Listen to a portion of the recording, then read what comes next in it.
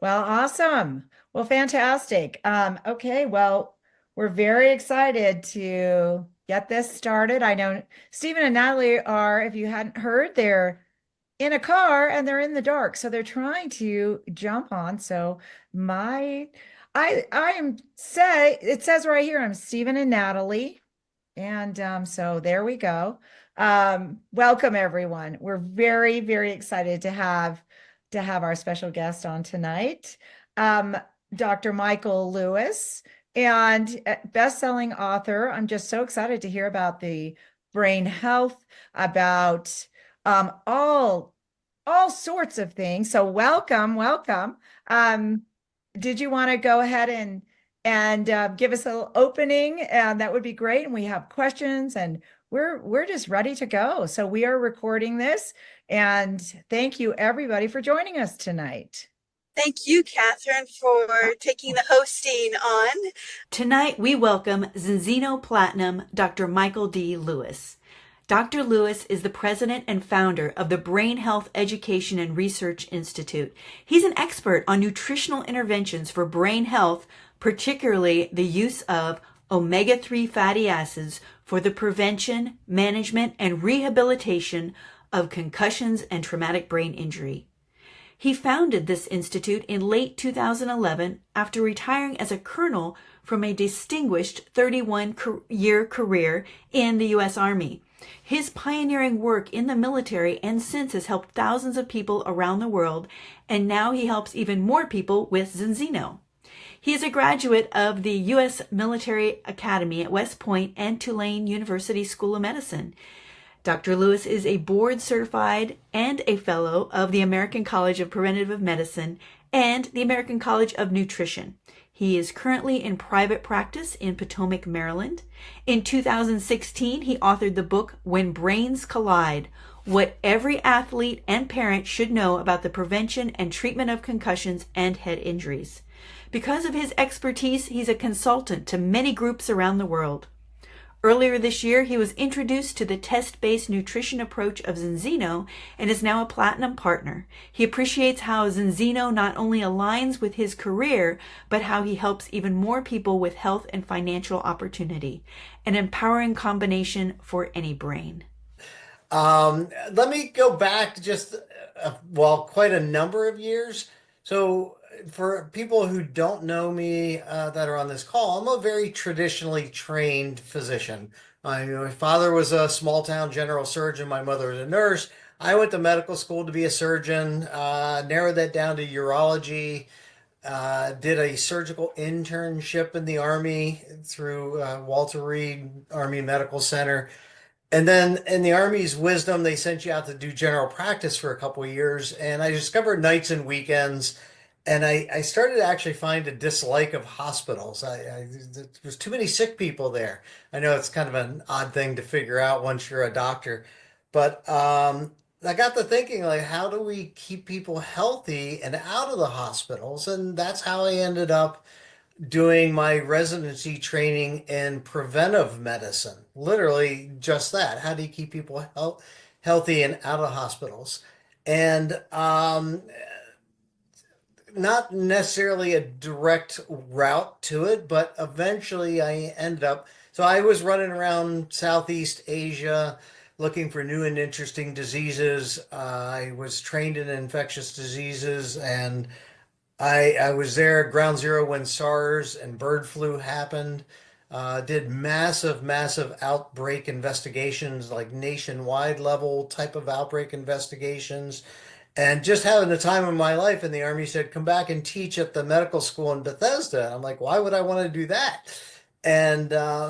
But it's the Army. We're not giving you a choice. So I'm there at the Walter Reed, the new Walter Reed National Military Medical Center in Bethesda, and there's wounded warriors everywhere. Iraq and Afghanistan were going on, and I did really short stories. I put two and two together, and I came up with an odd number. And so I went to the head of the Defense Veteran Brain Injury Center and said, "Is anybody looking at the use of omega-3s to help our soldiers recover from traumatic brain injury?" And he thought about it for a moment and he said, "No, why don't you?"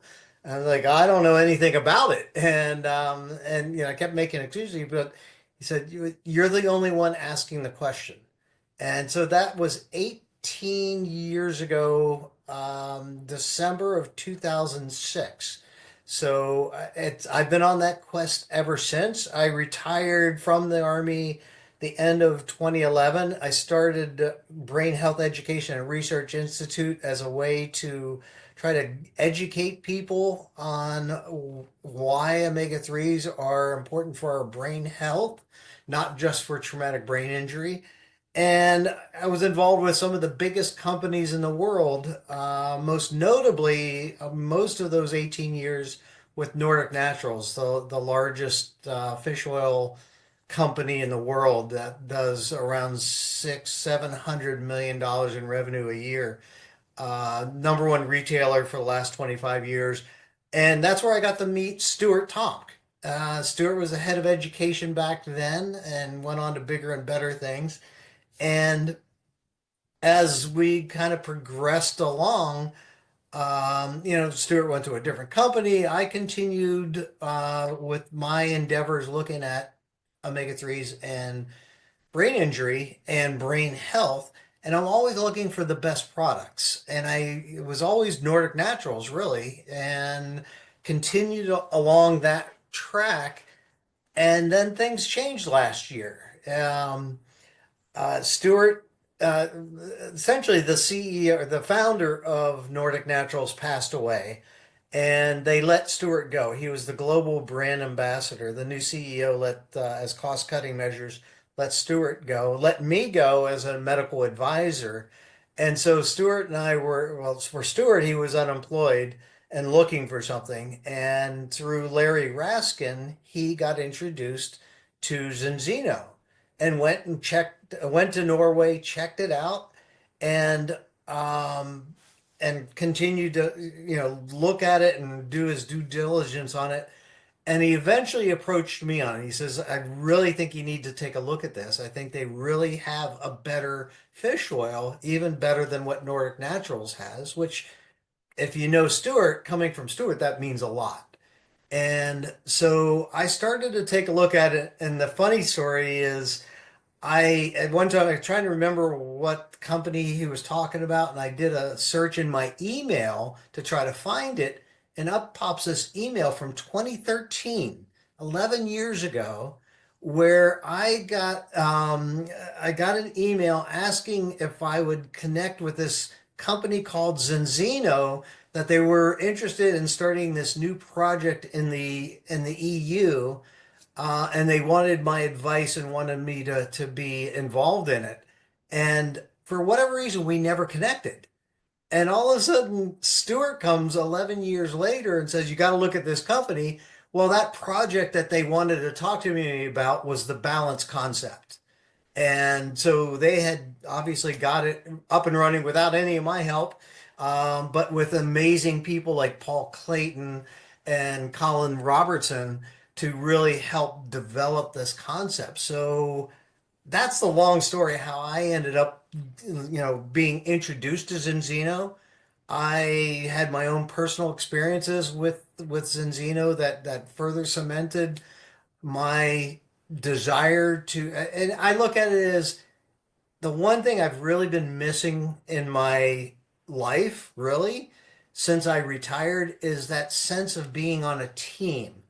I grew up playing all kinds of team sports, anything with a ball, from the time I was a kid up and beyond college, playing on, collision team sports where lots of head injuries. But I just love being on a team, and the military was a team. And when I retired, all that disappeared. And so I've been trying to figure out, how do I get my message out that omega-3s for brain health, for brain injury, to help prevent it, to help recover from it. I've been always looking, for a while I had that team with Nordic Naturals, but it never really quite gelled. So I've been looking for that team ever since. And Zinzino is that team. And so I am so excited to be part of a team that wants to do good in the world and has the right attitude, the right people in the right place at the right time to do that. So I'm just thrilled beyond imagination to be part of that team. That's wonderful. Stuart has talked about how when he was with Nordic Naturals, he tried to get them to do something similar to our balance test that we have with Zinzino. And they kept putting him off. And this weekend, I met someone that maybe helped me understand why they put him off.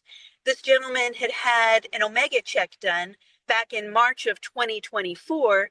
And at that time, this test only looks at the omega 3% index, and his was 4.8. And as people know, if they're very familiar with the balance test, the goal is 8 to 12%.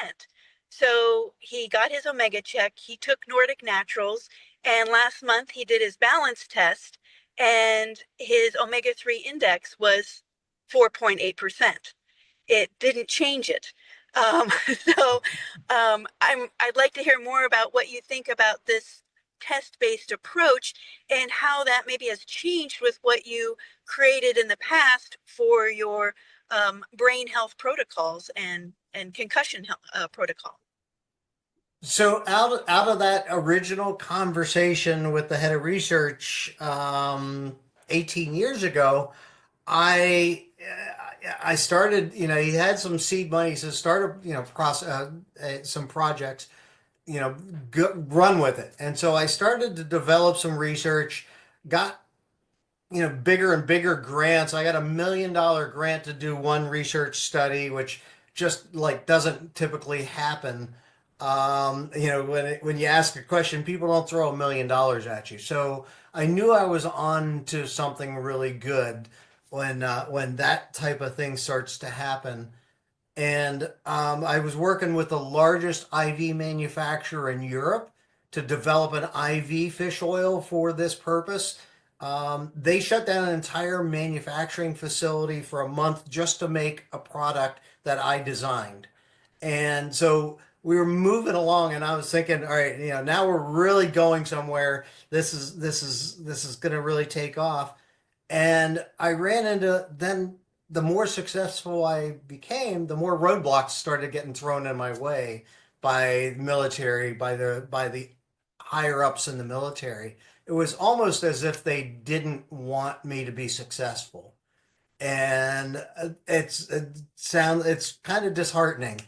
But one of the things that happened was I published a study with Dr. Joe Hibbelin at the NIH, and we looked at I had to learn about omega 3s. I had to learn all this. It's not something that was taught in medical school. And so I was like, I'm trying desperately at the beginning, trying to figure out who knows what about omega 3s in the brain. And 18 years ago, it wasn't very many people. I got to know all five of them, I think. And only one other person was ever talking about using it for traumatic brain injury. And so I got to know these people really well, world class researchers. I mean, like amazing. Like walk into a room and it's just the collective knowledge of these people was unbelievable. And one of them was Joe Hibbelin. And as Joe lived nearby, as we were probably, I think we were having a beer one night, he says, if we could just draw blood on people before they commit suicide, we could probably answer a lot of questions. And I was like, well, that's easy. Why didn't you say that before? And he looked at me like I was crazy. And Joe being a psychiatrist, that might mean something. So I said, no, there's like 50 million blood specimens 3 miles down the road in a freezer with all of DOD's data behind it. How many do you think we need? So we just settled on 100 a year for 8 years. So 800 well-documented active duty suicides, 800 incredibly well-matched controls. And what we found out was, as the really short of the story is, that 95% of the blood levels were crazy low in omega 3s, like profoundly low. And even with that, so the average was less, the percentage of DHA in the blood was less than 2%, and 95% of that. Even when we separated out, it ended up being a 62% increased risk with the lowest levels of DHA in the blood. So a 62% increased risk of suicide with low omega-3 levels in the blood. Pretty amazing study. I floated it up. I got told you're crazy. We looked at the numbers. I floated it back up to the top of the Army a second time. Got told we were crazy, and we said, screw it, we're publishing it. And we did, and then it ended up on the front page of the newspapers and headline news and everything else. And I was at a TBI conference the next day after it hit the papers, and the four-star general in charge of all this was the keynote speaker. And he's walking off the stage and walking right towards me, and I'm like, not going to pass up this opportunity. And I stood in his way, put out my hand, introduced myself, and to his he didn't just blow me off. He handed me a card and says, come to my office and tell me what I need to know. And you know what I told him when I was in his office, a week or so later? I said, you can't make the Army take fish oil. It's just never going to happen. But what you can do is you can test people so that they know their levels. And he just thought it was the greatest idea. Off he ran, and then nothing happened. And when he retired, I asked him, what happened? He said, exactly what you told me not to let happen, that the doctors all got in the way, saying there's no science to prove that it works, and they would rather do nothing than to try something. And I wasn't even advocating for people to have to take fish oil. I was only advocating that they be tested. And then when you know that your levels are low, you can make that decision on your own. When it's right there in black and white in front of you, you know your levels need work. What are you going to do? You're hopefully going to do something about it. And that, of course, would be, how do you correct low omega-3 levels? You can do it for pennies a day. And so that was how I really got totally into why testing was so completely important. And yet I've never been able ever since even, and I retired, oh my gosh, 13 years ago now. I've been working on it since then as well. And we're anywhere closer with the military because everybody hears fish oil. They don't hear test for omega-3 levels. Well, and we have seen with Zinzino that these products are so different than regular fish oils as well, that the polyphenols are the game changer. And so they do a better job of correcting those results when people have this objective data that they can act on it. I realize that there are probably clients who have come to you where maybe traumatic brain injury isn't so much the issue, but strokes. And in that case, do you have to take more of an individualized approach in how you work with them? There have been times in the past, particularly when I was still on active duty, and I recall two big conversations with two people that were giants in the field. The one I'll tell you a quick story. The head of the entire TBI program for the U.S. military, he and I got to be friends. Another colonel in the Army, and we were on a call. I don't remember how many people were on the call, but somebody basically asked that question, and he stopped and he said, "Well, Mike, what do you think? Because you're the expert on this." And I said, you know what? And I still believe this to be true. It doesn't matter what. So when you look at traumatic brain injury, and I'll get back to the stroke part of this in a second.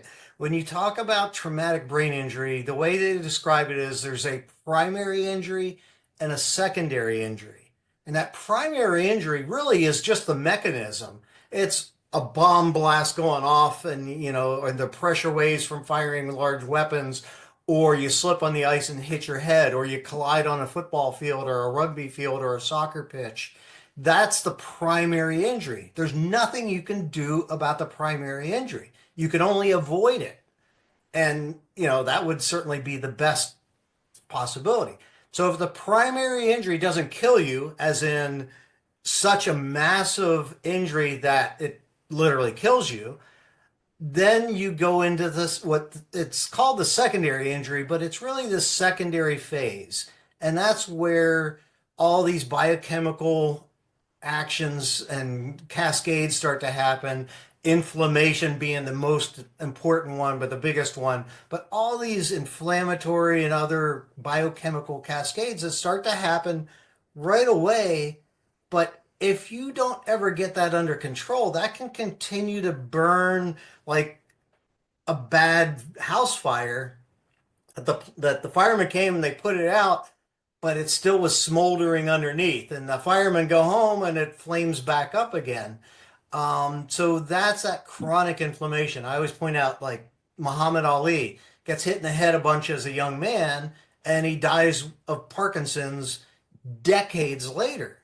So it didn't kill him being hit in the head, except it did, 5 decades later. So what's the connection?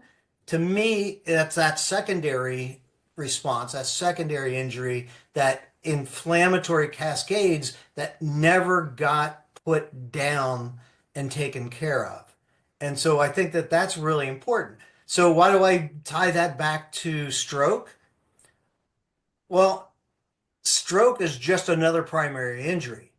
Those biochemical cascades, that inflammatory cascades, it's exactly the same, whether it's a traumatic brain injury from slipping on the ice, colliding on a field, or whether you have a stroke, or whether your brain is getting assaulted by chemotherapy for the treatment of cancer. All these things are just the primary injury. The secondary part of that is exactly the same, regardless of what the primary source was. So a stroke, once you get past the initial phase of a stroke, it's exactly the same as a traumatic brain injury. My next question, of course, was going to be about cognition. The whole the data coming out that those of us over 50 years old, 42% of us will have dementia in our lifetime. And for me, the Zinzino story is about a few things that are improving, but just after 2 months of using the products, the Health Protocol Premium, which certainly included the Balance Oil and the Viva, I noticed my brain was working better. Zumba steps were easier to comprehend. And do you have thoughts about that in your work, working with people who have cognition issues, and what you've seen in how you've been using the Zinzino products?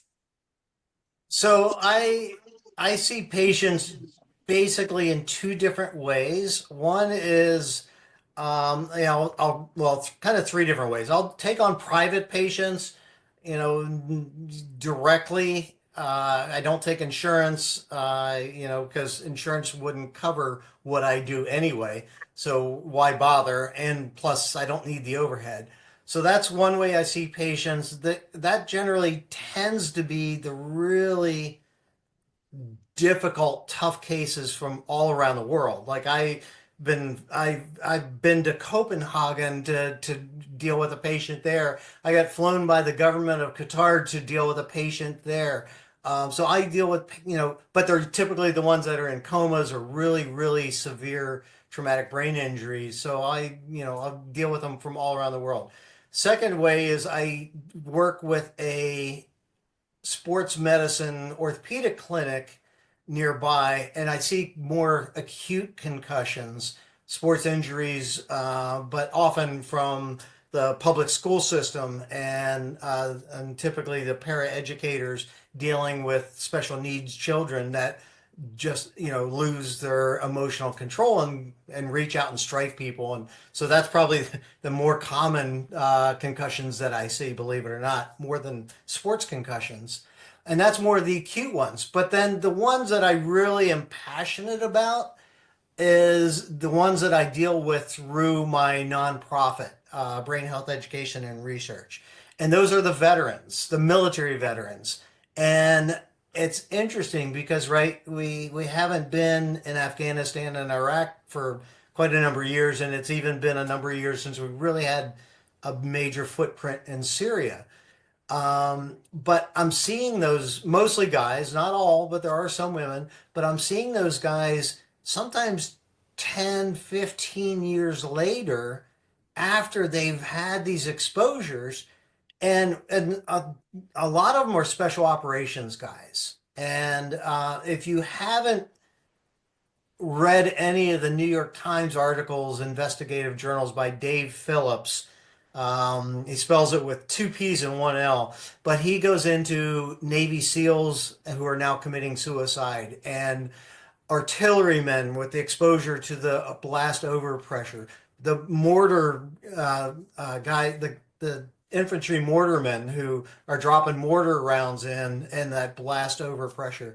And the latest one was on fighter pilots, that are getting ejected off of an aircraft carrier, 0 to 200 miles an hour in a half a second type of thing. And same when they're landing and all the high G forces that they face.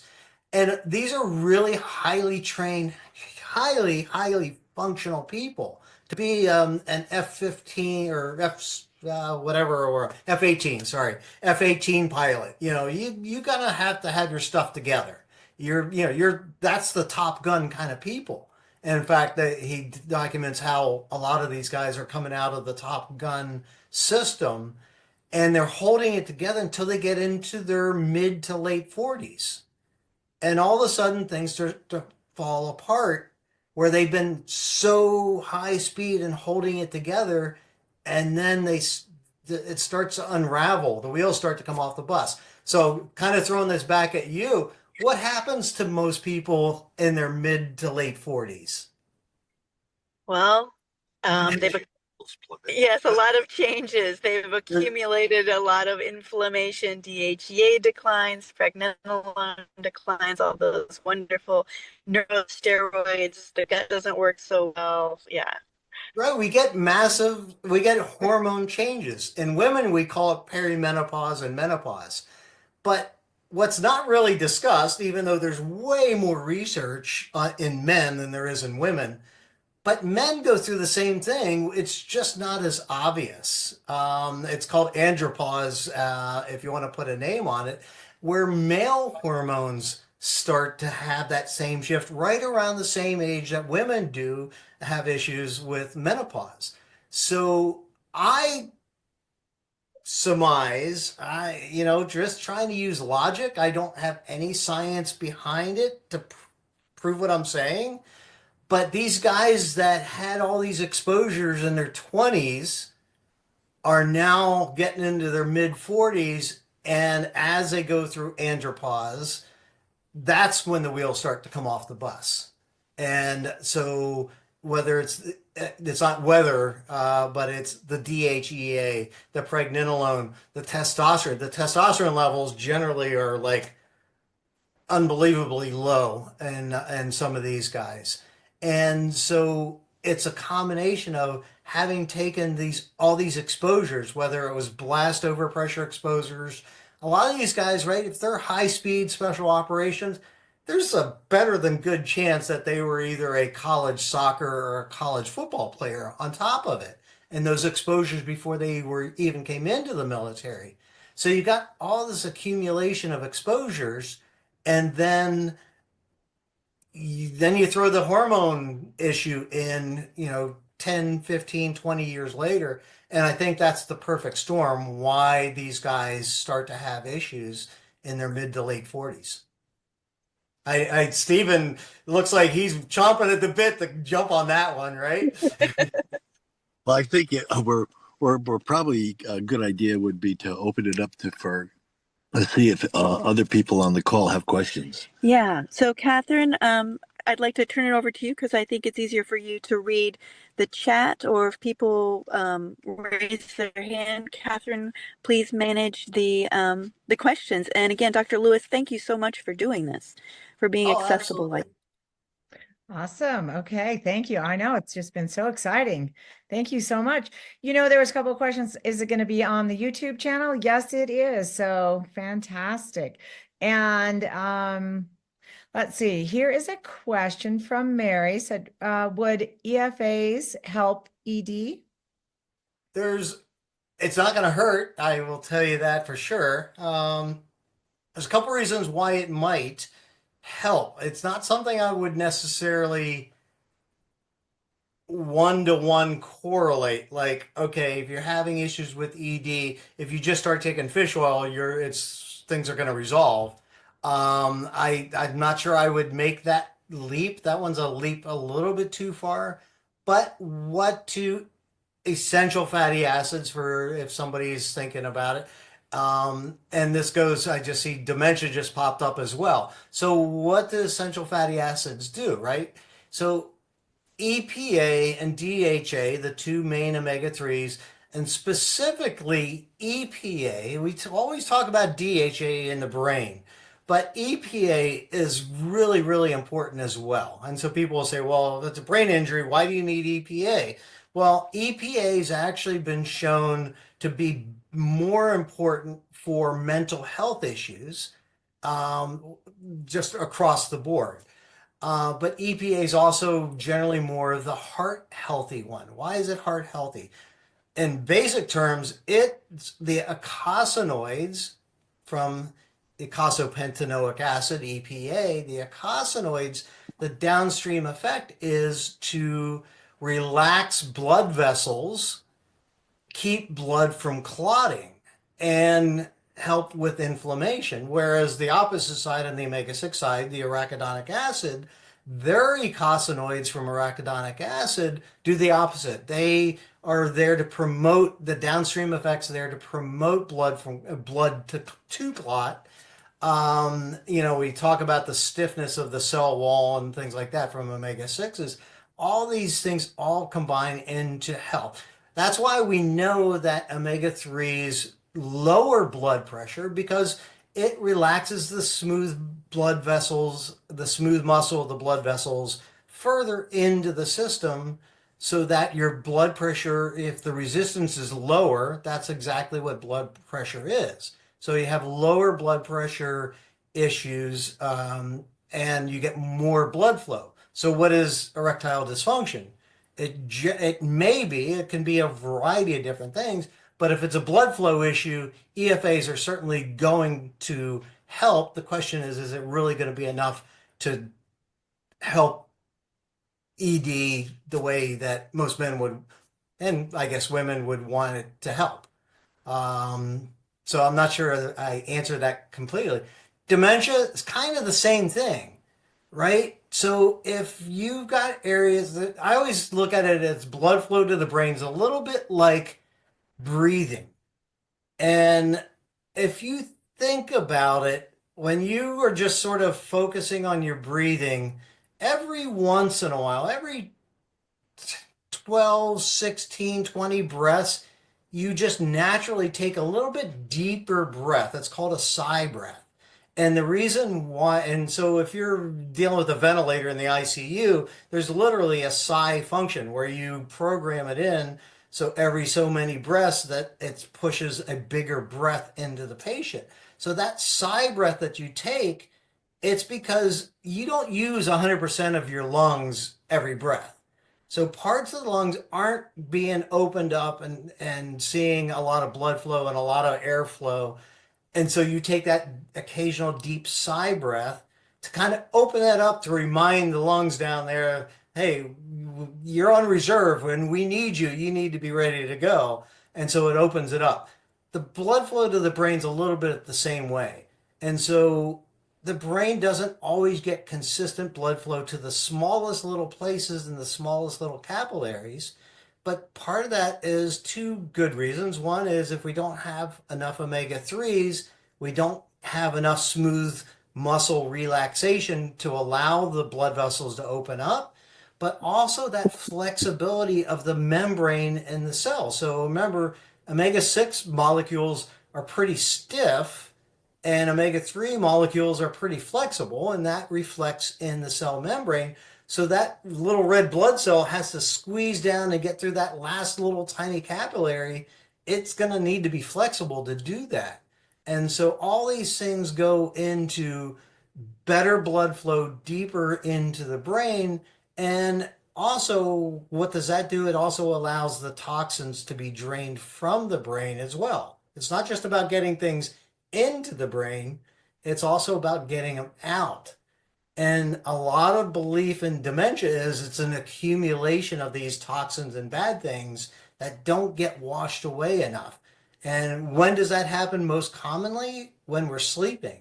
So if you got disrupted sleep patterns, it interrupts that whole process. What do omega-3s do? They actually help improve, and there's documented scientific studies that show people that are taking, scientifically randomized clinical trials that show the patients put on omega-3s got more and better sleep than the people that weren't taking omega-3s. Awesome. I think that is so exciting. That's one of the main things we get asked about is dementia, of course. We're all wondering about that. So thank you. Hey, Lynn Rayner, you have a question. Yes, hi. What a great night. So I have a son with Down syndrome, and when he was born, we took him to a place called the Institute of Human Potential, and they specialize in brain injury. And they worked with children with Down syndrome because a lot of their modalities worked with children with Down syndrome.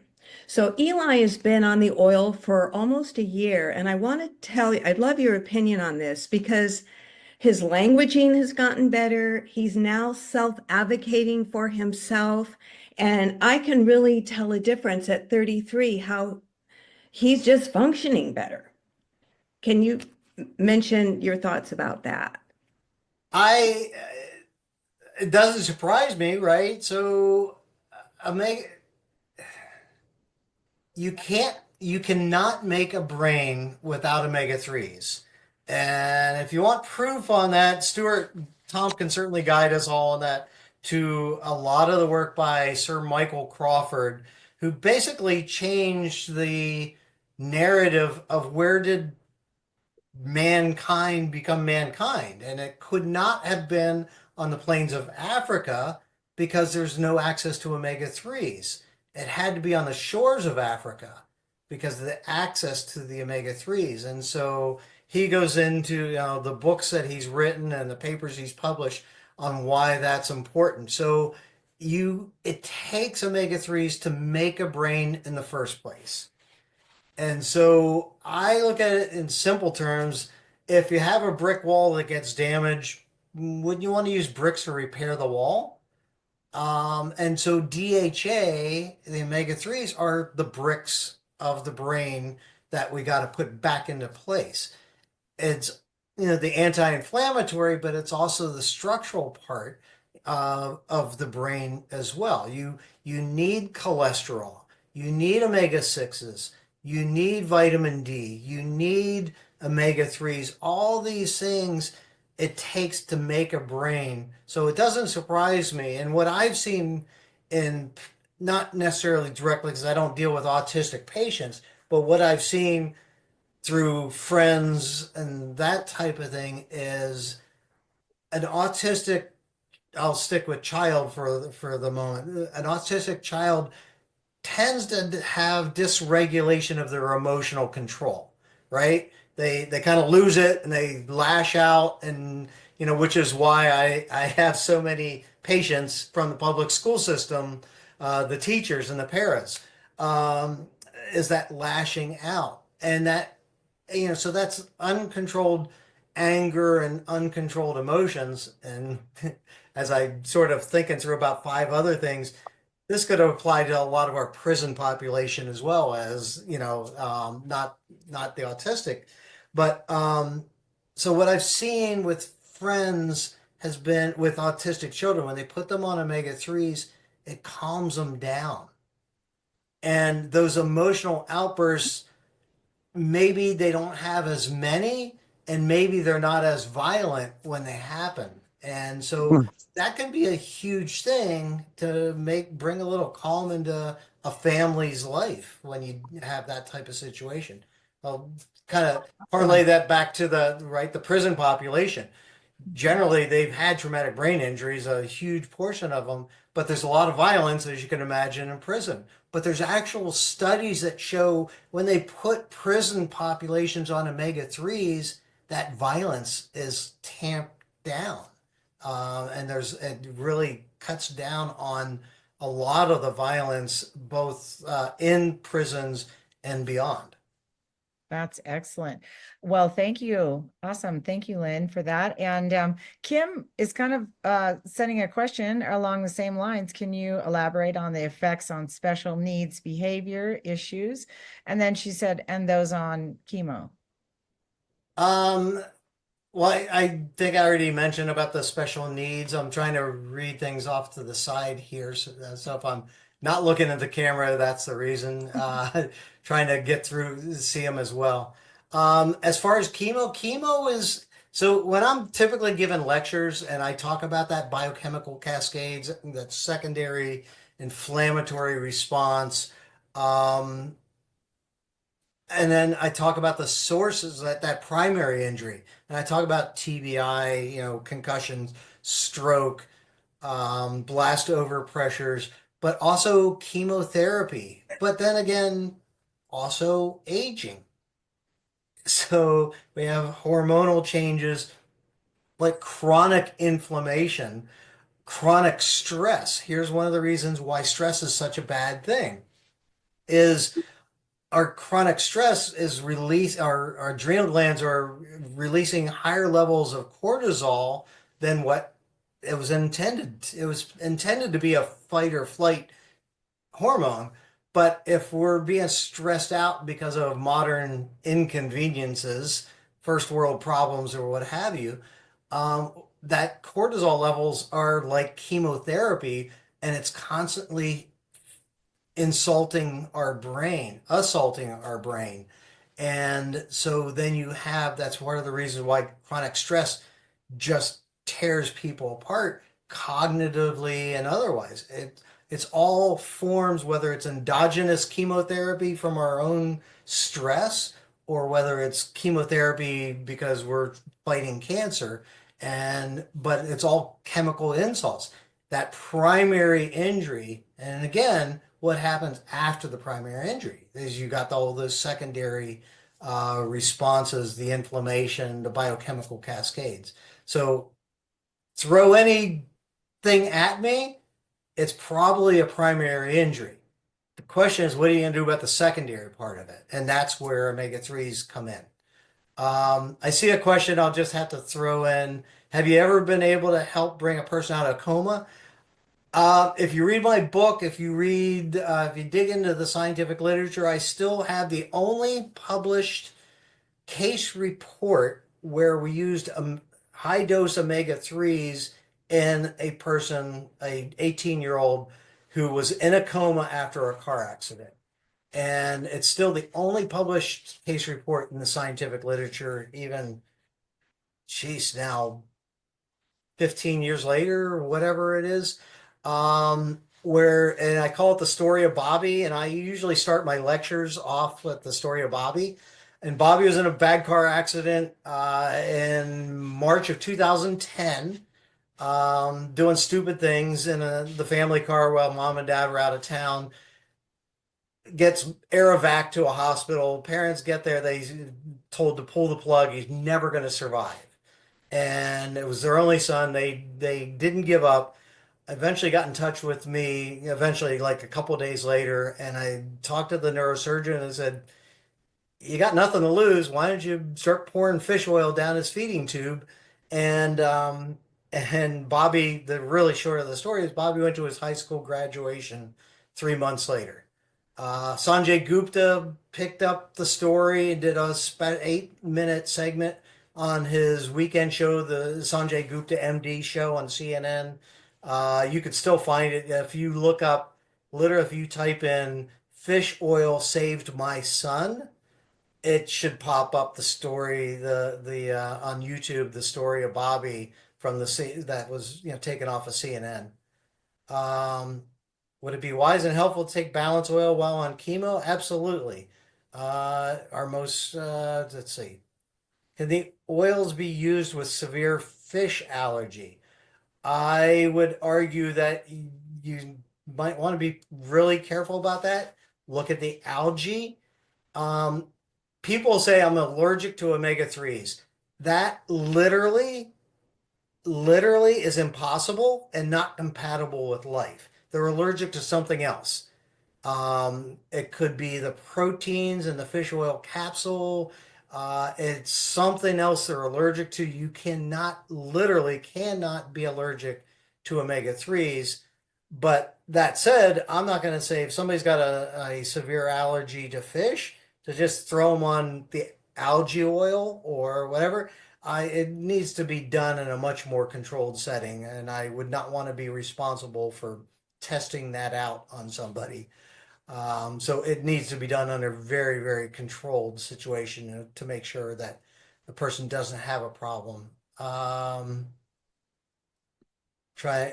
it help with autoimmune, RA, psoriasis? Of course. I mean, anything that's inflammatory related, which all those are, it's going to help.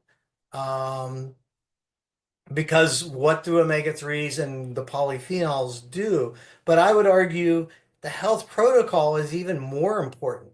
So with my veterans, I have them on the health protocol plus premium. So I actually use the vegetarian version of the Extend multivitamin because I think it has just a little bit more to it than the regular one. And I add in the Viva. And so every single one of our veterans, I don't know, Andy's probably on this call. He's the CEO of my foundation. He's a partner in Zinzino, and he's been moving all of our veterans over to Zinzino to the health protocol. And we add a couple other things sometimes depending on the individual, but we literally the foundation for our veteran care is the Zinzino Health Protocol Plus Premium.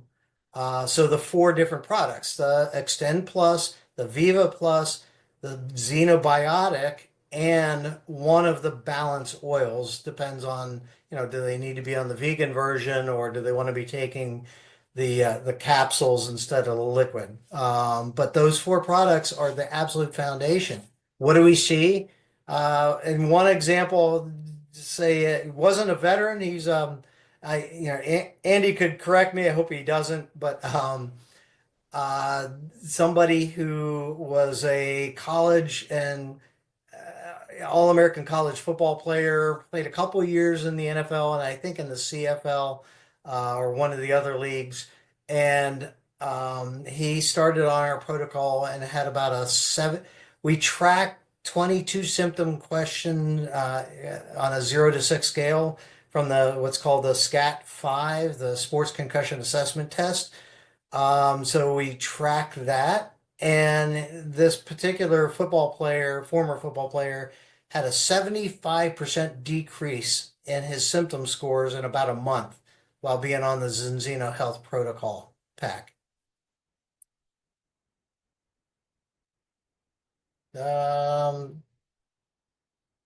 Just trying to see ones that are.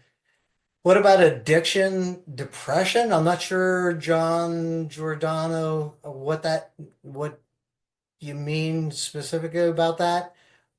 So when I talked about Joe Hiblin, the physician, the psychiatrist at the NIH, he was a lab director in National Institute of Alcohol and Alcohol Abuse. And that's where he did most of his research, was looking at the effect of omega-3s in the diet on addiction and particularly alcoholism. And so I'm giving a keynote talk at an addiction conference coming up, I think the end of May, if I've got that right, in Columbus, Ohio. And I think one of our partners is now, or one of the leaders of that is now one of the partners in Zinzino as well. And so she runs an entire conference on the importance of nutrition in addiction situations, addiction medicine, if you want. So that's really important. It's there's all kinds of science behind it, and Joe Hibbelin would be a great person to talk to about that. And he could cite these things right off the top of his head because he's been doing it for 30 years. And how in addiction, the amount he could down to the days of how long people will avoid alcohol when they're adequately supplemented with omega-3s. And so it can have a huge impact on somebody's life. So I see there's other things, PTSD. It's this long, I'm not going to go into it, the different phenotypes of the microglial cells, going from type 1 to type 2 and all that. So that's getting way down in the weeds that I don't think we need to get down into the nitty-gritty of biochemistry for tonight. Dr. Lewis, you've done so much for us tonight. Thank you so much for this. Do you have any closing thoughts as we end this and people move into their evening? Well, closing thoughts is really a lot of what we talked about, the idea of why did I get involved in Zinzino in the first place? And, so I just want to close with the fact that I've been in around this industry. I could tell you not to the level like Stuart Tomp could, but I know a lot about the manufacturing and a lot about the good, the bad, and the ugly. I mean, I give talks to the scientific advisory board for the global organization for EPA and DHA, and major fish oil companies around the world, major places, and as you mentioned earlier, the game changer really has become adding back in the polyphenols to the fish oil. And that's what really has made a difference. So I'll close with, I've been taking fish oil for a long time, and the best quality fish oil that you can get on the retail market. And it's been about 5 or 6 years since I did an omega-3 test. And my omega-3 index was, I think, 15.5. So it was pretty up there. I don't even remember what if I even looked at, but my omega-6 to 3 ratio was never quite as good. I've always, because I take so many omega-3s, my omega-3 index is good, but probably more than I realized consume too many omega-6s. So it's about that ratio. So when I did the Zinzino test to start, I was the worst in the family. I couldn't believe it. I was 10 to 1, and I take the most fish oil. And I'm telling you, I haven't missed a day in 20 years. I mean, if I'm traveling, I count out the fish oil and I take it with me. I mean, I'm fanatical about it. And I was 10 to 1. After I couldn't wait 120 days. I waited about 5 weeks, maybe 3.5 to 1 after just about 40 days on balance oil. And Wow. so that was, as I was just learning about it, that was one of the big things that convinced me they're not kidding about this. This is really something special. My cholesterol, by the way, being on the health protocol, now I couldn't remember my last cholesterol. It was probably about 5 years ago. My cholesterol was probably, I think, overall, my total cholesterol dropped by about 25. Wow. Now, I take some other things, it might have been the combination, but you can't fake a 10 to 1 omega-6 to 3 ratio and 45 days later see it drop to 3.5 to 1. So you can't fake that. And I knew that it's not a placebo. So these products really are what Paul Clayton and Colin Robertson talk about, as well as Thank you you. and Stephen being on the advisory board. So Well, thank you so much for that. And thank you, Catherine Raymer, for hosting and making this so much easier. Thank you, thank you, thank you. And thank you for everyone who came tonight. And I know you all have plenty of questions still. And please reach out to the person that invited you to this call and learn more about the Zinzino balance test. Good objective data about where you're at with your omega-6 to omega-3 fatty acids. And of course, the balanced products, which are unique and far more effective than anything else you're going to find on the market. Have a good night, everyone. I'll throw one last thing, one plug for everybody is I really don't push the balance oil. The health protocol is where you should be talking to people. Thank you for that. Yes, the full package, or as It is Dr. a full Clayton, package, yeah, and it's powerful. and Dr. Clayton calls it the antidote for the Western diet. All right. Please close us out, Catherine.